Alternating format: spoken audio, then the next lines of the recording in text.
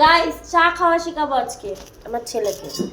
তো এই যে কাপ, এখানে আয়, এই যে এইভাবে ধরবি, ধরে যে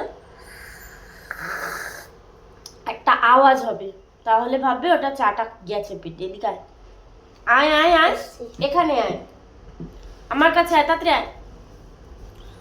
চা খাওয়া এখনো শিখাতে পারলাম না। নে ধর, এখানে আয়, কাপটা ধর। আমি কাপটা ধরে আছি, তুই শুধু চুমুকটা দিয়ে যে করে। কেরম লাগলো? এত গরমও নেই, এই তো আমি খাচ্ছি যে। নিজে তো খাচ্ছ না, খালি করছো। ওমা একটা আওয়াজ হচ্ছে, ওটা গেলেই হবে।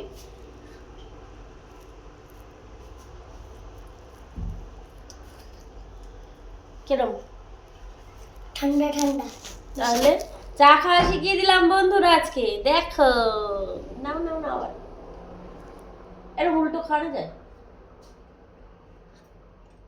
আমার চাটা ঠান্ডা কেন? হ্যাঁ, চুমুক দিয়ে তাহলে খাও, যাচ্ছেই না।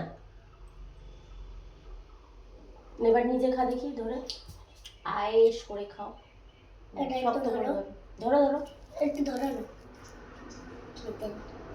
ও চুলকানি ফেলে।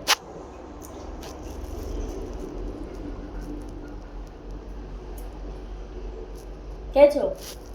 ইয়ে।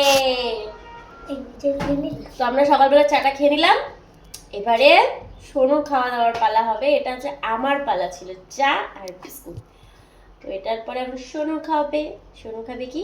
কমপ্লান আর বিস্কুট।